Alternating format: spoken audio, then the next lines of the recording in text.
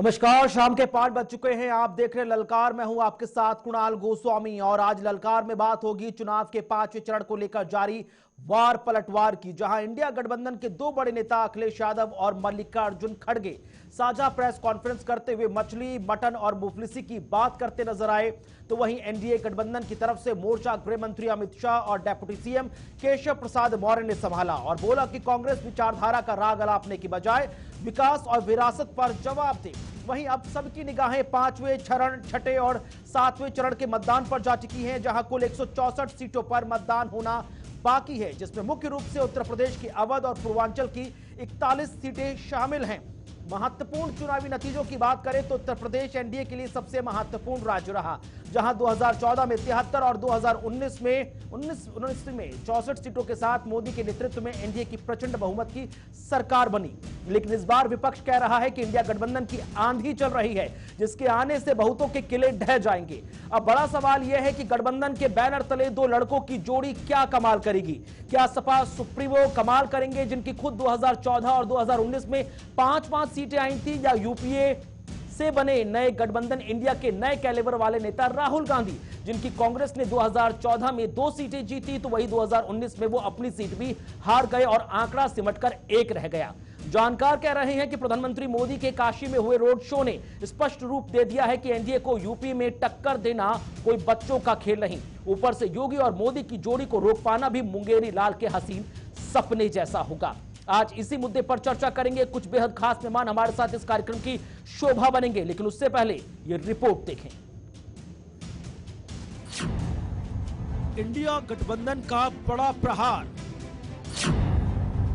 कैसे होगा एनडीए 400 पार। India NDA में बड़ी सियासी तकरार, दो विचारधारा की लड़ाई, सियासत खूब गरमाई।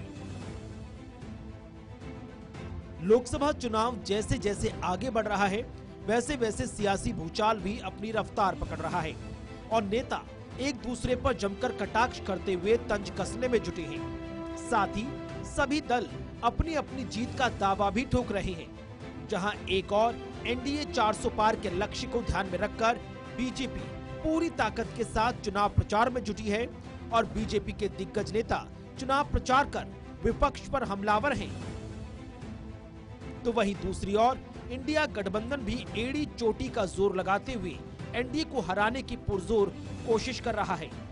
इसी कड़ी में इंडिया गठबंधन की तरफ से कांग्रेस के राष्ट्रीय अध्यक्ष मल्लिकार्जुन खड़गे और सपा सुप्रीमो अखिलेश यादव ने साझा प्रेस कॉन्फ्रेंस की और केंद्र की सरकार पर सवाल उठाए। क्योंकि अभी तक 4 चरण के चुनाव पूरा हो चुके हैं। इंडिया गठबंधन मजबूत स्थिति में है।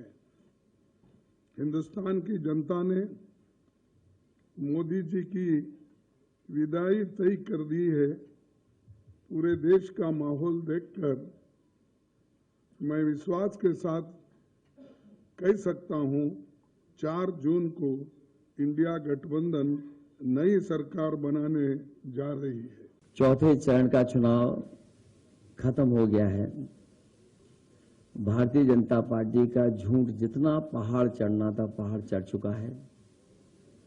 चोटी से अब उतरना शुरू हो गया है, अब लुढ़कना शुरू हो गया है। उनका काउंटडाउन के साथ साथ माउंटेन डाउन भी शुरू हो गया है। मैं अपने प्रेस के साथियों को भी 4 जून के जो सुनहरा समय आने वाला है उसके लिए बधाई दूंगा कि उस दिन फ्रीडम ऑफ प्रेस का दिन भी होगा। कांग्रेस अध्यक्ष मल्लिकार्जुन खड़गे और अखिलेश यादव ने लखनऊ में ज्वाइंट प्रेस कॉन्फ्रेंस कर बीजेपी पर निशाना साधते हुए पिछले 10 साल की उपलब्धियां बताने की बात कही। तो वहीं बीजेपी नेताओं ने इंडिया गठबंधन पर तंज कसते हुए यूपीए 1 और यूपीए 2 के घोटालों की लंबी झड़ी उनके सामने रख दी। सिकुड़ गया है, बहुत सिकुड़ गया है। सभी देशवासियों को एक गारंटी दे रहा हूं,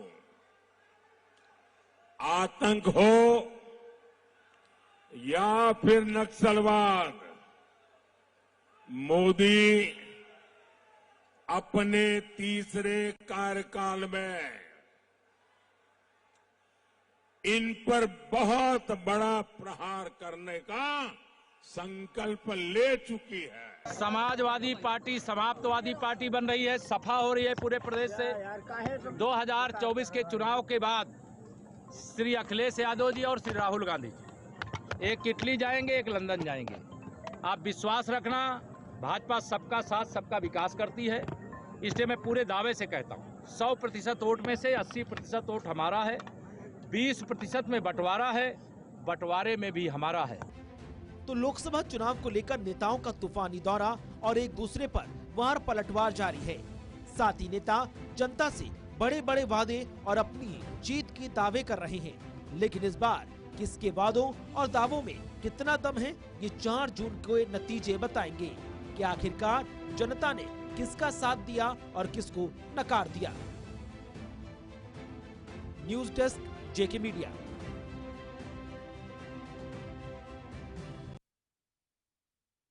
ज्यादा सीटों पर चुनाव संपन्न हो चुके हैं और चुनाव संपन्न होने के बाद अब सबकी निगाहें 5वें, 6ठे और 7वें चरण पर जा टिकी हैं, जहां 2019 में एनडीए की सरकार ने शानदार परफॉर्म भी किया था, लेकिन 2014, 2019 और 2024 पर सबकी निगाहें हैं कि आखिरकार एनडीए के विजय रथ को रोकने के लिए इंडिया गठबंधन जिस आंधी की बात कर रहा है, क्या वो महज फुस हो जाएगी या वाकई में वो कई किलो को ढहाती नजर आएगी। 4 बेहद खास मेहमान हमारे साथ कार्यक्रम में जुड़ रहे हैं।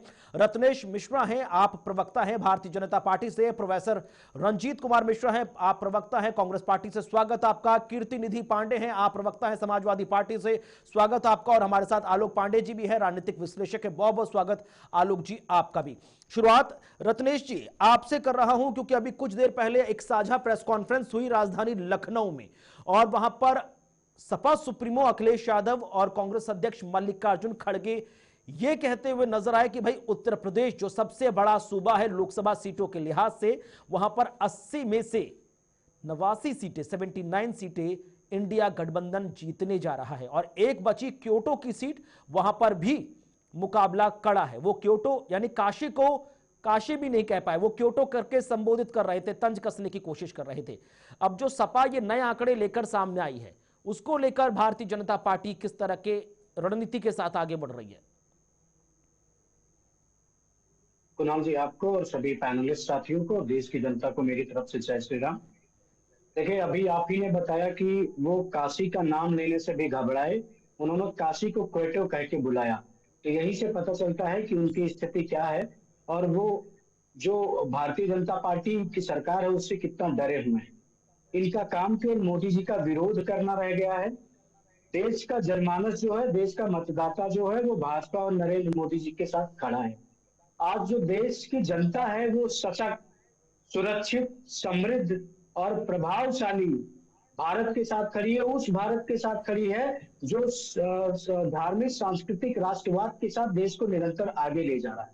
ये भारतीय जनता पार्टी के ऊपर आरोप लगाने के पहले ये तो मुझे लगता है कि 4 तारीख को उन्होंने अपना आंकड़ा बता दिया। एकाध सीट कहीं अखिलेश यादव जी की जो सीट है वहां भी हम कड़ी टक्कर दे रहे हैं, हो सकता है अखिलेश यादव जी अपनी भी सीट हार जाएं, तो वो अपनी सीट पहले बचाने की बात करें, उसके बाद बताएं कि किसको कितना जीतना है। बस देश की जनता आज इस समय एक मजबूत और सशक्त नेतृत्व चाहती है।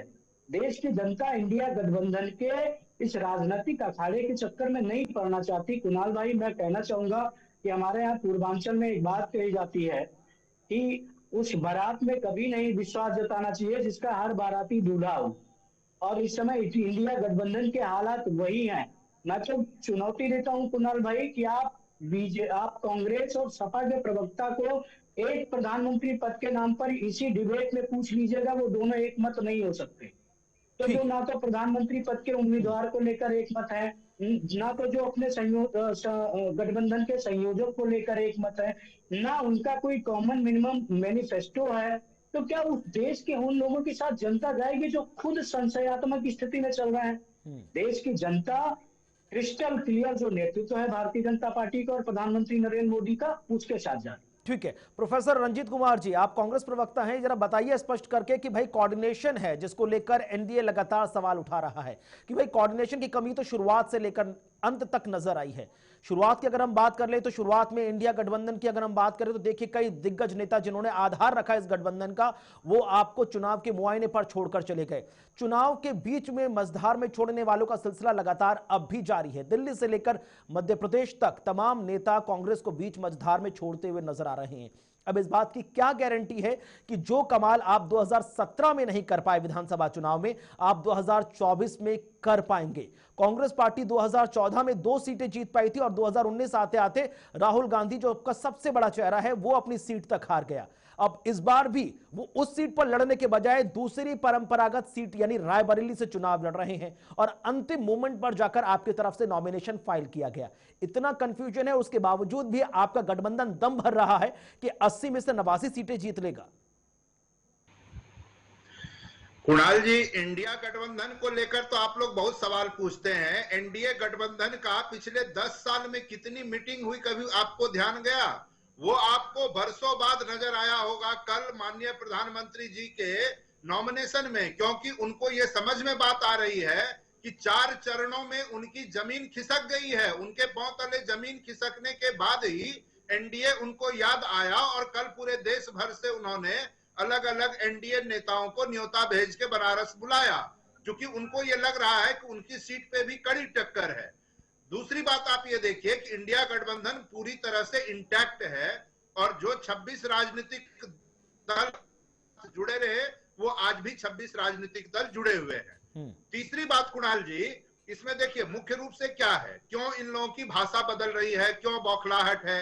जब चुनाव शुरू हुआ था तो माननीय प्रधानमंत्री जी चंद्रयान तक की बात करते थे, यानी विकास की बात करते थे, और जैसे जैसे चुनाव हारने की ओर बढ़े उसके बाद आपने ध्यान दिया होगा कि कभी कांग्रेस के मैनिफेस्टो में उनको मुस्लिम लीग नजर आने लगा, कभी हिंदू मुसलमान नजर आने लगा, कभी पाकिस्तान, कभी मंगलसूत्र और क्या क्या वो बोलते रहे। तो आप ये समझ लें कि इस तरह अलग अलग मुद्दों की तलाश में वो भटक रहे हैं, लेकिन उनको कोई मुद्दा मिल रही नहीं रहा। नहीं, लेकिन रंजीत जी मुद्दों से तो आप भी भटक गए हैं।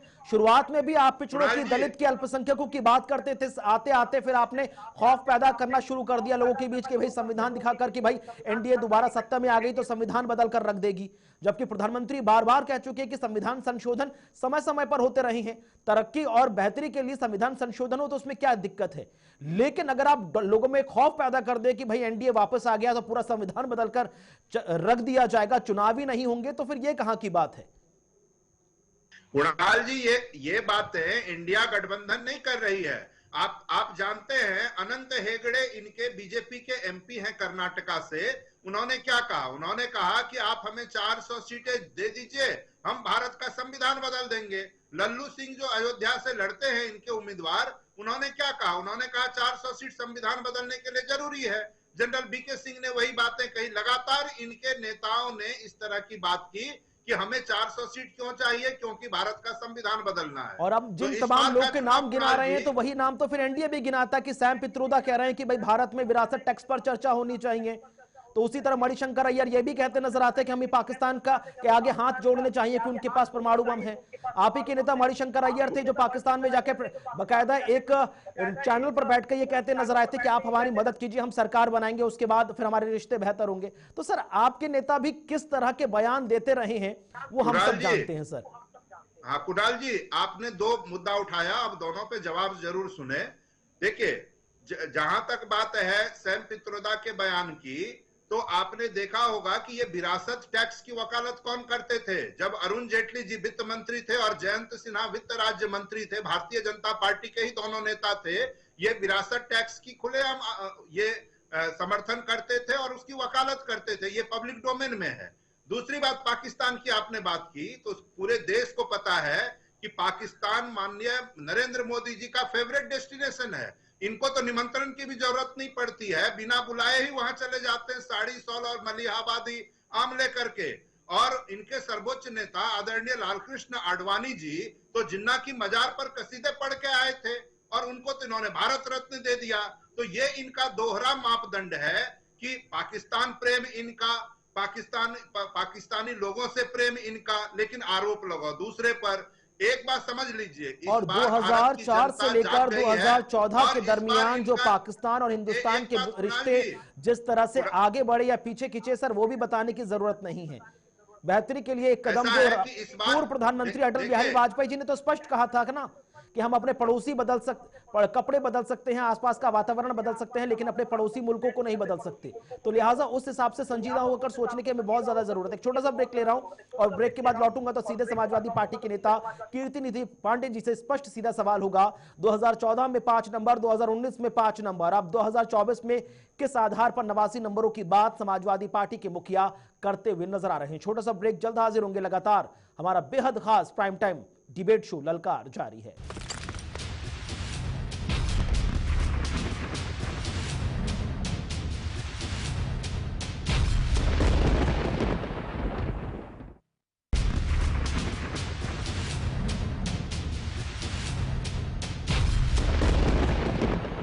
स्वागत है आपका ब्रेक के बाद। तो चुनाव के मद्देनजर 5वें चरण पर जब सबकी निगाहें जा टिकी हैं, जो आने वाली 20 तारीख को होने जा रहा है, उस पर लेकर जमकर चुनाव प्रचार हो रहा है और चुनाव प्रचार के बीच तमाम चुनावी मंचों से आरोप प्रत्यारोप का सिलसिला जारी है। समाजवादी पार्टी के नेता कीर्ति निधि पांडे जी हमारे साथ लगातार जुड़े हुए हैं। कीर्ति निधि पांडे जी, अखिलेश यादव जी की तरफ से कहा गया कि भाई इंडिया अलायंस की आंधी चल रही है। ये आंधी तो सर 2014 में भी हमने देखी थी जब कांग्रेस के साथ आपने गठबंधन करके चुनाव लड़ा था। ये आंधी तो हमने तब भी देखी थी जब 2022 में आप मायावती की पार्टी बसपा के साथ चुनाव लड़ते हुए नजर आए थे, लेकिन रणनीति के हिसाब से या नंबर्स के हिसाब से वो फायदा नहीं हुआ। इस बात की क्या गारंटी है कि, कहते हैं ना कि दूध का जला भी छाछ फूक फूक कर पीता है, कहीं गलत फॉर्मूला फिर तो इंप्लीमेंट नहीं कर दिया आपने चुनाव में? देखिए कुणाल जी, समाजवादी पार्टी के राष्ट्रीय अध्यक्ष जी ने अगर कोई बात कही तो निश्चित रूप से जो जनसभाओं में अपार भीड़ का समर्थन, जन समर्थन, जनता का आशीर्वाद जो मिला, उसके आधार पर यह बात कही जा रही। और कल अगर कम सीट मिले, आज ज्यादा सीट नहीं मिल सकती, इसकी कोई गारंटी नहीं ले सकती। भारतीय जनता पार्टी भी 1 सीट, 2 सीट, 3 सीट से शुरुआत की थी और आज बहुमत के आधार पर सरकार चला रही। अभी मैं केशव मौर्य जी का एक भाषण सुन रहा था, वो बराबर कहते हैं कि 100 में 80 हमारा, अगर 100 में 80 आपका, तो फिर केशव मौर्य जी स्वयं विधानसभा का चुनाव क्यों हार गए? और पिछड़े दलित जो उत्तर प्रदेश के अंदर चयनित शिक्षक 6800 लगातार आंदोलन कर रहे हैं, केशव मौर्य जी पिछड़ों के नेता हैं, क्यों नहीं उन पिछड़े दलितों के साथ खड़े हो गए? भारतीय जनता पार्टी का कोई नेता क्यों नहीं पिछड़े दलित के साथ खड़ा हुआ? आज पिछड़ा दलित समाज एक बात समझ रहा है कि भारतीय जनता पार्टी 2 मोर्चे पे काम कर रही है। एक मोर्चा संविधान बदलने का और दूसरा आरक्षण समाप्त करने का। सारी सरकारी संस्थाओं का निजीकरण हो रहा है धीरे धीरे, और जो सेंट्रल यूनिवर्सिटीज है, यूनिवर्सिटी है जहां पिछड़े और दलित समाज के अध्यापक, प्रोफेसर की नियुक्ति होनी चाहिए, वो पूरे मानक देखिए देश के अंदर तो आरक्षण का पालन सेंट्रल यूनिवर्सिटी से लगा, यूनिवर्सिटी में नहीं किए गए।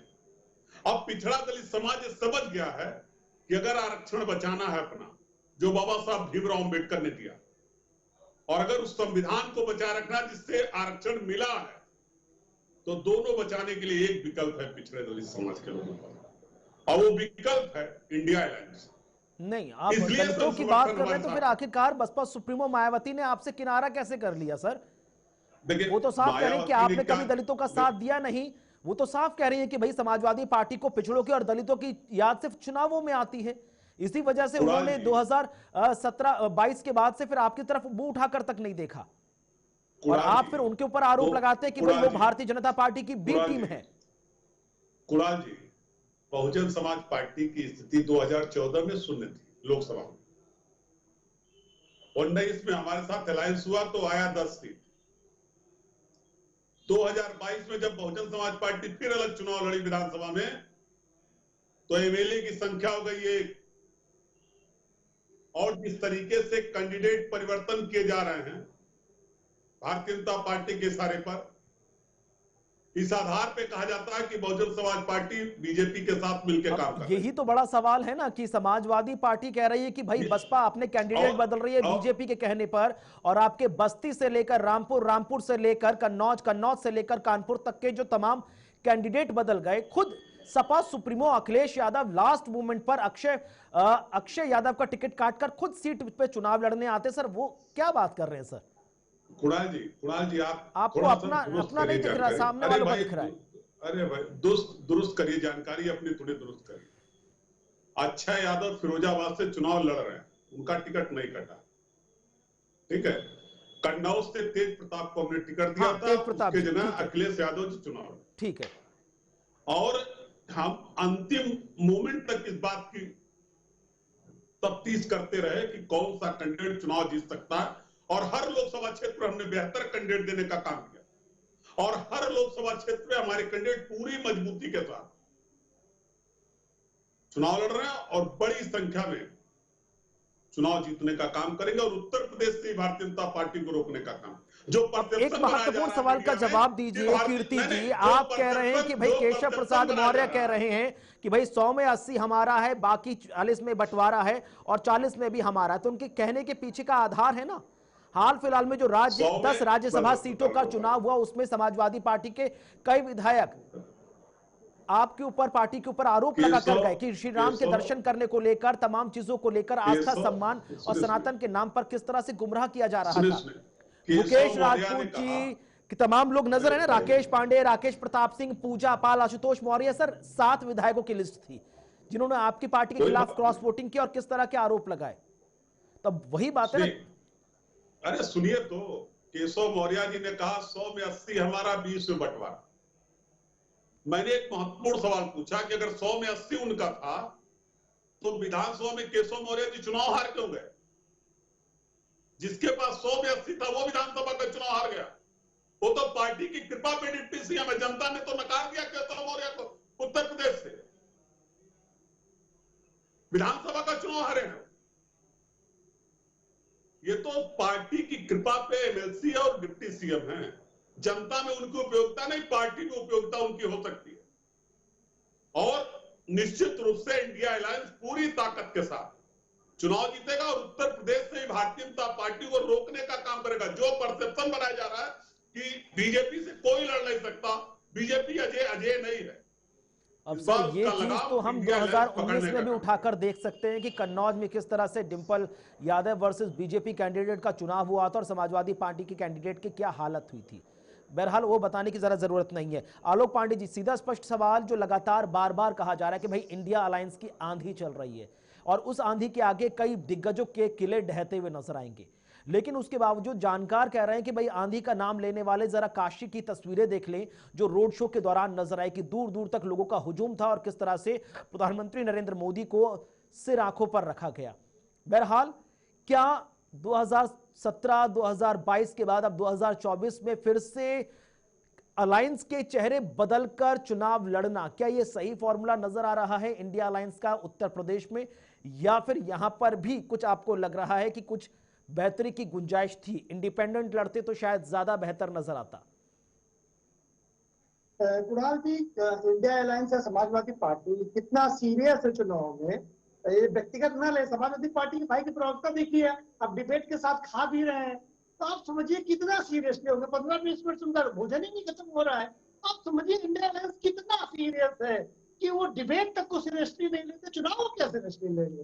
पहली बात, व्यक्तिगत न है, लेकिन मैंने आज तक नहीं देखा इस तरह से कि लगातार कोई 20 मिनट से खाना ही खा रहा हो और खाते खाते डिबेट कर रहा हो। क्या हाल होगा 4 जून को आपको सामने दिखाई देगा। तो इसलिए मैं इंडिया अलायंस की बातों को बहुत सीरियसली लेता नहीं हूँ, जैसे समाजवादी पार्टी के प्रवक्ता इस डिबेट को सीरियसली नहीं ले रहे हैं। फिर डिबेट में आने की क्या आप कितने सीरियस हैं आपके बारे में मुझे पता है। देखिए आप पूरा लगे आप इस उद्देश्य से बैठे हैं। नहीं ठीक है कीर्ति जी, ठीक है, व्यक्तिगत टिप्पणी हमारे ऊपर मत करिए, आप मर्यादा में रहिए आलोक जी। नहीं हमने तो आप सीनियर नहीं, व्यक्तिगत टिप्पणी मत करिए। जो चापलूसी करना हो सरकार की करिए, सरकार की चापलूसी करिए। मैंने ऐसा कुछ किया, सरकार की चापलूसी करिए, हमारे ऊपर टिप्पणी मत करिए। मैं मानता हूं कोई किसी की चापलूसी नहीं कर रहा है, सीधे सीरियसनेस पर सवाल उठा रहे हैं। उनको कुछ नजर आया तो उन्होंने बोल दिया, लेकिन इस तरह से रिटेलिएट करना और इस तरह से रिएक्ट करना भी तो सर डिबेट के टर्म्स एंड कंडीशन या तमाम प्रोटोकॉल के खिलाफ चला जाएगा। आपकी कोई बात हो कहिए उसको। ठीक है कीर्ति जी, ठीक है, ओके डन। आलोक जी बात कंटिन्यू कीजिए। तो कहते हैं कि होनहार बिरवान के होत चीखने पार। तो मुझे लगता है कि इंडिया अलायंस ठीक है, सत्ता में अभी चुनाव लड़ रहे हैं, तो कैसे कह देंगे कि एनडीए जीत जाएगा? अरे वो जो चुनाव हारता है बिल्कुल बिल्कुल शून्य में खड़ा होता है, वो भी नहीं कहता कि हम चुनाव हारने जा रहे हैं। ये तो खुद पता है इनको कि एचटी हसन का टिकट का क्या किया था समाजवादी पार्टी ने। रुचि वीरा जीते वाले, जो मोदी लहर में जो बंदा जीत गया था, मुस्लिम नेतृत्व समाजवादी पार्टी में दोबारा उभरना है, इसलिए एचटी हसन का टिकट काट दिया, रुचि वीरा को दे दिया। कहते कि हमारी विनबिलिटी फैक्टर था, एचटी हसन तो जीते हुए कैंडिडेट थे। तो इसलिए इंडिया अलायंस को ये बात बहुत अच्छी तरह से समझना चाहिए कि केवल लंबी लंबी बातें कह देने मात्र से जमीनी हकीकत नहीं बदला करती है। जमीनी हकीकत ये है जो कि 4 दिन में क्लियर होगा। आपके प्रोग्राम में मैं होऊंगा, बुलाइएगा इन लोगों को और आप देखिएगा कि जिस तरह से बड़ी बड़ी बातें करते हैं, अब तो ये भी न कह पाएंगे कि ईवीएम गलत है, क्योंकि सर्वोच्च न्यायालय ने तो कह दिया है। वरना तो ये सारे के सारे ये भी कह सकते थे अगर इंडिया अलायंस हार जाता है कि ईवीएम में फ्रॉड कर दिया, लेकिन अब वो तो उससे बच ना पाएंगे ईवीएम फ्रॉड वाली बात। तो 4 जून को ये बात तय होगा कि जीता कौन है। लेकिन मुझे ऐसा लगता है, मेरी राजनीतिक समझ ये है कि इंडिया अलायंस के अंदर इतने मतभेद हैं। अब देखिए अरविंद केजरीवाल ने मोदी की गारंटी के बदले अरविंद की गारंटी निकाला। यानी इन्होंने मान लिया कि अरविंद केजरीवाल ही है। उन्होंने कांग्रेस का तो लड़ ही नहीं सकते अगर मोदी को कोई हरा सकता है। आलोक जी सवाल तो ये भी उठ रहा है ना इंडिया अलायंस की तरफ से कि भाई ये ऐसा अलायंस है जो एक जॉइंट इलेक्शन मैनिफेस्टो जारी नहीं कर पाया। आरजेडी की तरफ से अलग इलेक्शन मैनिफेस्टो है, सपा का अपना अलग है, कांग्रेस का अपना अलग है, आम आदमी पार्टी का अपना अलग है, टीएमसी अपना अलग इलेक्शन मैनिफेस्टो लेकर चल रही है। हर कोई अपने ही हिसाब से फॉर्मूले लगाए बैठा है और फिर कह रहे हैं कि भाई एक फॉर्मूला ऐसा होना चाहिए जिससे तमाम लोग के समाज सुधार हो जाए। तो जनता तो पूछेगी ना कि भाई आप एक इलेक्शन मैनिफेस्टो, एक कॉमन मिनिमम प्रोग्राम, एक प्राइम मिनिस्ट्रियल फेज पर जब एक नतीजे पर नहीं पहुंच पाए तो देश की प्रगति में एक कैसे सुर में बोलेंगे? बिल्कुल। और देखिए मैं आपको एक बात बताता हूँ गोस्वामी जी, जो इंडिया अलायंस है उसको मैं पहले दिन से कह रहा था। देखिए फाउंडर मेंबर तो संभाल के नहीं रख पाया नीतीश कुमार को। नीतीश कुमार एक ऐसे व्यक्ति थे जिनमें आप 100 बुराई ढूंढते हो, लेकिन कभी परिवारवाद का आरोप, कभी करप्शन का आरोप नीतीश कुमार के ऊपर नहीं लग सकता था। लेकिन आपने नीतीश कुमार को खो दिया, उसको सम्मान नहीं दिया इंडिया अलायंस में आपने। ममता बनर्जी जो बीजेपी के साथ बेहतरीन टक्कर दे रहे हैं बंगाल में, आपने देखा कि आपने इस तरह से मैनेजमेंट नहीं किया। ममता बनर्जी इंडिया अलायंस में होते हुए भी नहीं, वो कांग्रेस को एक भी सीट नहीं देती है और कांग्रेस अंततः वेस्ट बंगाल में अलग लड़ती है। आप देखिए आइए पंजाब में कितनी बढ़िया स्ट्रेटजी है, पंजाब में, केरला में, वेस्ट बंगाल में आप फ्रेंडली फाइट, जिसे आप डेमोक्रेसी कहते हैं, वो पार्टी डेमोक्रेसी की बात कर रही है। जो 42वें संविधान के पहले लोग 42 की बात करते हैं, 38 और 39 और 42 ये 3 संशोधन भारतीय संविधान में ऐसे ब्लैक स्पॉट थे। आप सोचिए 42वें संविधान संशोधन में कांग्रेस पार्टी ने सर्वोच्च न्यायालय की पूरी शक्तियां खत्म कर दी और कहा संसद में जो कुछ कहेगी वो अनंत संशोधन हो सकते हैं। आप समझिए डेमोक्रेसी को पूर्णतः नष्ट करने का काम कांग्रेस पार्टी ने किया था और आज वो कह रही है कि संविधान खतरे में है। जो संविधान को संपूर्ण बदलने का प्रयास किया, हालांकि वो फिर 44वें संविधान संशोधन। ठीक है, मैं आपके पास लौटूंगा सर। लेकिन रत्नेश मिश्रा जी, कांग्रेस लगातार बार बार आरोप लगा रही है और इस तरह की तमाम चीजें आम जनता के बीच ले जाकर कांग्रेस के नेता रखते नजर आ रहे हैं कि भाई अगर भारतीय जनता पार्टी या एनडीए दोबारा सत्ता में आई तो संविधान बदल दिया जाएगा। बाकायदा जगह जगह जाके वो कॉन्स्टिट्यूशन की किताब दिखाते नजर आते हैं, जबकि प्रधानमंत्री की तरफ से साफ कहा गया कि भैया पूर्ण बहुमत में तो हम 2014 से सत्ता में बैठे हैं। संविधान बदलना होता, अगर लोगों के अंदर आरक्षण की व्यवस्था को बदलना होता तो पहले कर दिया होता। रत्नेश जी देखिए कुणाल जी, मुझे थोड़ा सा समय दीजिएगा। मुझे कई सारे प्रश्नों के उत्तर देने हैं। तो इस प्रश्न का आपका भी उत्तर मैं दूंगा। आधे से ज्यादा उत्तर तो आलोक भाई पूर्व में दे चुके हैं, आधा मैं भी दे दूंगा। देखिए इस गठबंधन की सच्चाई क्या है कि देश में टीएमसी गठबंधन में है लेकिन बंगाल में नहीं है। आप देश में गठबंधन में है लेकिन पंजाब में नहीं है। सीपीआई गठबंधन में है लेकिन वायनाड में राहुल गांधी के खिलाफ कैंडिडेट उतारती है। ठीक है, इनका पाकिस्तान प्रेम क्या है कि ये कहते हैं कि पाकिस्तान से डरिए क्योंकि उसके पास परमाणु बम है। पाकिस्तान से मदद मांगते हैं कि हमको मदद कीजिए ताकि हम वहां सरकार बदल दें। अब ये सरकार बदलने के लिए पाकिस्तान से मदद मांगे तो वो देशद्रोह नहीं है, वो पाकिस्तान प्रेम नहीं है। लेकिन अगर देश का प्रधानमंत्री सरहद पर तनाव कम करने के लिए अगर एक फ्रेंडली विजिट कर लेता है पाकिस्तान, तो वो पाकिस्तान के लिए बुरा हो गया। वो पाकिस्तान उसको लेकर प्रधानमंत्री को क्वेश्चन करेंगे। इनके नेता पाकिस्तान की खुलेआम पैरवी करेंगे, वो देशभक्ति है इनके लिए। अब आ जाते हैं इनके पिछड़े और दलित के प्रोग्राम पे, वो भी दिखा देते हैं हम आपको। यादव परिवार चाहे लालू परिवार का हो, चाहे वो क्या कहते हैं मुलायम परिवार का हो, अपने परिवार को छोड़कर दोनों बड़े यादव परिवारों ने किसी साधारण परिवार के यादव बच्चे को टिकट नहीं दिया। ये सवाल करते हैं भारतीय जनता पार्टी को, हमने टिकट देने की बात, हमने मध्य प्रदेश में सीएम बनाया मोहन यादव। तो ये लोग कितना पिछड़ों को लेकर सशक्त है वो दिखता है। दूसरी बात, इन्होंने कितने पिछड़ों और दलितों को टिकट दे दिया जिनके बाप दादा का कोई राजनीतिक बैकग्राउंड नहीं था, जीरो है। ठीक, अब आएंगे कि ये हमारे ऊपर आरोप लगाते हैं कि हम संविधान बदल देंगे। अरे भैया, 95 से ज्यादा बार संविधान संशोधन आपने किया, ठीक है। 110 से ज्यादा बार अनुच्छेद 356 का प्रयोग आपने किया, ठीक। आपातकाल आपने लगाया। विपक्ष के नेता को मां के अंतिम संस्कार में जाने तक नहीं दिया। उनकी माता 27 दिनों तक अस्पताल में भर्ती रही, आपने देखने नहीं दिया, देखने तक नहीं जाने दिया उनको, और आरोप लगाते हैं हमारे। ठीक है, उसकी पूरी की पूरी 42वें संविधान संशोधन के तहत आपने भूमिका लिख ली थी और आपने बता दिया था कि किस तरह से वो काम कर रहे हैं, कैसे आप उसका बदलाव कर देंगे। अब आ जाते हैं कि ये जो आरोप है उसके जवाब में दे देता हूँ। हाँ, हम संविधान बदलेंगे, लेकिन संविधान बदलेंगे तो उससे देश के लोगों के हित के लिए बदलेंगे।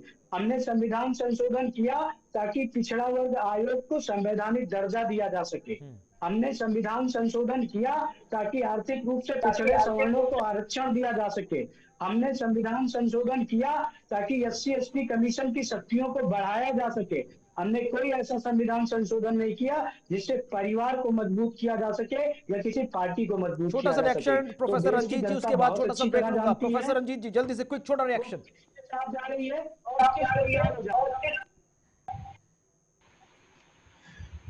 देखिए, अभी जिस तरह की बात ये कर रहे हैं, आप देखेंगे कि आरएसएस प्रमुख मोहन भागवत जी ने भी आरक्षण हटाने की बात की थी बिहार चुनाव के पहले, जिसमें इनको मुंह की खानी पड़ी थी। राजस्थान में ज्योति मिर्धा इनकी नेता हैं, उन्होंने कहा कि 400 से अधिक सीटों की जरूरत क्यों है, क्योंकि भारत का संविधान बदलना है। तो इन लोगों की नीयत बिल्कुल जनता के सामने आ गई है कि इन लोगों की नीयत ठीक नहीं है, और ऐसे लोगों को जब तक हराएंगे नहीं तब तक न तो लोकतंत्र सुरक्षित है न संविधान सुरक्षित है। और इसीलिए 4 जून को जब परिणाम आएंगे तो इनको मुंह की खानी पड़ेगी। अब एक बात मैं आपको बताऊं कुणाल जी, समय हो तो मैं बात बताऊं। ठीक है, छोटा सा ब्रेक ले रहा हूं, ब्रेक के बाद लौटूंगा। तो कांग्रेस नेता प्रोफेसर रंजीत जी से सीधा स्पष्ट सवाल होगा कि इंडिया अलायंस के बैनर तले वो आंधी की बात कर रहे हैं, लेकिन यही इंडिया अलायंस नेशनल लेवल पर अलग स्ट्रैटेजी अपनाता है और स्टेट लेवल पर अलग स्ट्रैटेजी अपनाता है। तो आखिरकार इस स्ट्रैटेजी के पीछे जो तमाम चीजें निकलकर सामने आ रही, क्या ये मुनाफा बनेगा या सियासी घाटा लेकर आएगा? छोटा सा ब्रेक, जल्द हाजिर होंगे, देखते रहें ललकार।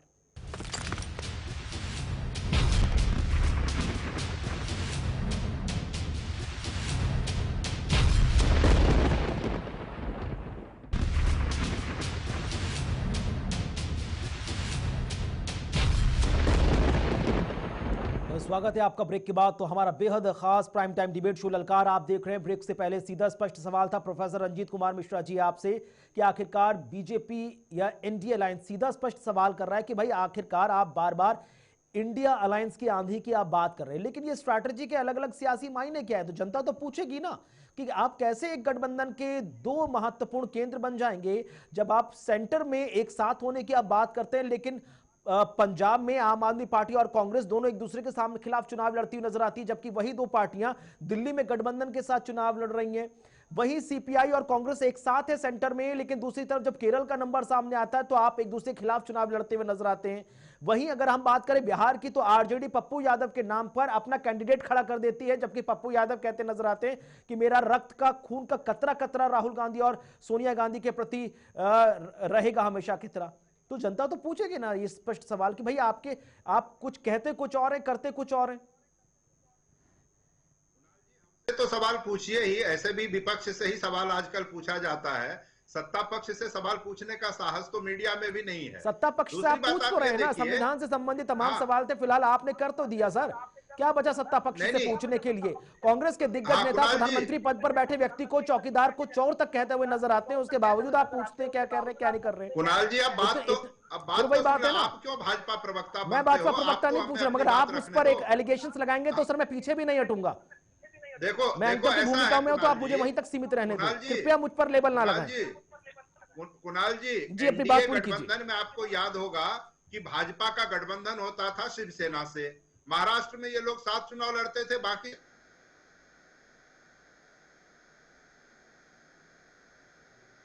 इनके साथ लड़ती थी, लेकिन नॉर्थ ईस्ट में लगातार वो इनके खिलाफ लड़ती थी। तो ये कोई नई परंपरा नहीं है कि हर जगह आपका अलायंस नहीं हो पाता है। शिरोमणि अकाली दल इनको छोड़ के गए, जननायक जनता पार्टी छोड़ के गई, बीजेडी छोड़ के गई, उससे पहले शिवसेना छोड़ के गई, तो उसकी चर्चा आप लोग नहीं करेंगे। देखिए मूल बात यह है, आवाज मिल रही कुणाल जी? जी सर बिल्कुल। हाँ, मूल बात यह है कुणाल जी कि ये लोग मूल मुद्दों से चुनाव को भटकाना चाहते हैं। 10 वर्ष पहले माननीय प्रधानमंत्री जी ने देश के समक्ष कई वादे किए, कई सपने दिखाए, अब जनता उसका हिसाब मांग रही है। उस समय उन्होंने कहा था कि बेरोजगारी बहुत है और हम प्रत्येक वर्ष 2 करोड़ नौकरी देंगे, उस हिसाब से 20 करोड़ नौकरी होनी चाहिए थी। और किया क्या उन्होंने कि जो केंद्रीय कर्मचारियों के 30 लाख पद थे उनको भी खाली छोड़ दिया। 45 साल में सर्वाधिक बेरोजगारी की दर है और 23 से 28 वर्ष का युवा जिसको नौकरी की सबसे अधिक जरूरत है उसमें 83% बेरोजगारी की दर है, यानी 100 में से 17 लोगों को ही नौकरी मिल पा रही है। इतनी भयावह स्थिति कि आईआईटी और आईआईएम से पास स्टूडेंट को भी नौकरी नहीं मिल रही है। तो जनता इस बार वोट कर रही है। सर जनता के सामने आपने तमाम मुद्दे 2014 के बाद से लगातार रखे हैं तमाम राज्यों में। 2019 में भी आप महंगाई और रोजगार जैसे मुद्दे लेकर आप जनता के पीछे गए थे। आप यही मुद्दे लेकर राजस्थान, मध्य प्रदेश और छत्तीसगढ़ में लेकर गए थे, लेकिन उसके बावजूद मन मुताबिक नतीजे आपको नहीं मिले। एक छोटा सा जवाब दे दीजिए प्रोफेसर रंजीत जी, आप कह रहे हैं कि भाई इंडिया अलायंस सबसे शानदार परफॉर्मेंस उत्तर प्रदेश में करेगा, अखिलेश यादव भी आपकी पैरवी करते हुए नजर आ रहे हैं, लेकिन 1984 में कांग्रेस पार्टी का सबसे शानदार प्रदर्शन था उत्तर प्रदेश में जब आपकी सरकार थी, उसके बाद से आपका सुपड़ा साफ है उत्तर प्रदेश में। 2009 में आपने शानदार प्रदर्शन किया था और 22 सीटें लोकसभा की जीती थी उत्तर प्रदेश में, लेकिन इस बार इंडिया अलायंस में गठबंधन के बैनर तले समाजवादी पार्टी ने तो आपको महज 17 सीटों पर चुनाव लड़ने की जगह दी है। तो आप तो 2009 का परफॉर्मेंस भी दोबारा नहीं दोहरा पाएंगे सर। देखिए कुणाल जी, ऐसा है जब हम गठबंधन करते हैं तो कई बार हमें थोड़ा समझौता भी करना पड़ता है और यही कारण है, आपने ठीक कहा 2009 में हमारी 22 सीटें हमने जीती थी लोकसभा की, लेकिन अभी थोड़ी कम लड़ रहे हैं क्योंकि गठबंधन में कई बार थोड़ा ऊपर नीचे करना होता है। देखिए मूल बात क्या है, जिस तरह के मुद्दे चुनाव में होने चाहिए, आप देखेंगे कि महिलाओं की सुरक्षा को लेकर भारतीय जनता पार्टी बड़ी बड़ी बात करती रही और परिणाम इन्होंने क्या दिखाया। प्रज्वल रेवन्ना अभी ताजा उदाहरण है, 200 से अधिक छोटा सा रिएक्शन रत्नेश जी, मेरे पास सर समय कम है। प्रोफेसर रंजीत जी प्लीज, मेरे पास समय कम है, कल फिर मैं आपको शामिल करूंगा चर्चा में, कल फिर शामिल करूंगा, बात पूरी करूंगा। छोटा सा रिएक्शन दे दीजिए रत्नेश जी, उसके बाद कार्यक्रम में समापन। ठीक है सर, ठीक है professor Ranjit ji, okay done, please ठीक है रत्नेश जी। कुणाल भाई, इन्होंने प्रज्वल रेवन्ना की बात की। प्रज्वल रेवन्ना जिस प्रदेश से भाग कर गया वहां कांग्रेस पार्टी की सरकार है, इनकी पुलिस क्या कर रही थी और इनके प्रशासन ने उनको अभी तक गिरफ्तार नहीं किया। इसको कर्नाटका के कांग्रेस के मुख्यमंत्री को जवाब देना चाहिए। दूसरी बात इन्होंने कही जो जनता के मुद्दे नहीं है, बिल्कुल हम जनता के मुद्दे उठा रहे हैं, तभी लगातार 2 लोकसभा चुनाव में हम जीत रहे हैं और 2 लगातार विधानसभाओं को लगातार चुनाव को लगातार जीत रहे हैं। जनता के मुद्दे तो आप नहीं उठा रहे। आप ये बताइए कि आपने किसी गरीब परिवार के लड़के को इंडिया गठबंधन ने टिकट क्यों नहीं दिया? मैं वही तो पूछ रहा हूँ कि आखिर मुलायम परिवार को यूपी में छोड़ दिया जाए तो किसी यादव को टिकट नहीं है, लालू परिवार को बिहार में छोड़ दिया जाए तो किसी यादव को टिकट है। आपने पप्पू यादव को बताया, पप्पू यादव का क्या हासिल कर दिया इन्होंने, बेचारे ना घर के रहे ना घाट के रहे। राहुल गांधी ने कांग्रेस ज्वाइन कराई और वो बेचारे कांग्रेस के पिछलग्गू बन के घूम रहे हैं। अब देखना बेहद खास होगा कि आने वाले वक्त में जैसे जैसे दूसरी बात- 5वें, 6ठे और 7वें चरण के लिए मतदान की प्रक्रिया आगे बढ़ेगी, उसके बाद तमाम सियासी दलों की जो भाषा है या मुद्दे हैं वो किस और करवट लेते हुए नजर आएंगे। फिलहाल आप चारों बेहद खास मेहमानों का बहुत बहुत शुक्रिया, समय इतनी इजाजत दे रहा था, अन्यथा चर्चा को आगे बढ़ाते। बहरहाल अब सबकी निगाहें हैं 20 तारीख पर जब 5वें चरण का मतदान होगा और उसके बाद किस तरह से सियासी जो ऊंट है वो करवट लेता हुआ नजर आएगा, किसका बेड़ा पार होगा और किसका सुपड़ा साफ होगा। छोटा सा ब्रेक, खबरों का सिलसिला लगातार जारी है, देखते रहें JK24/7 न्यूज।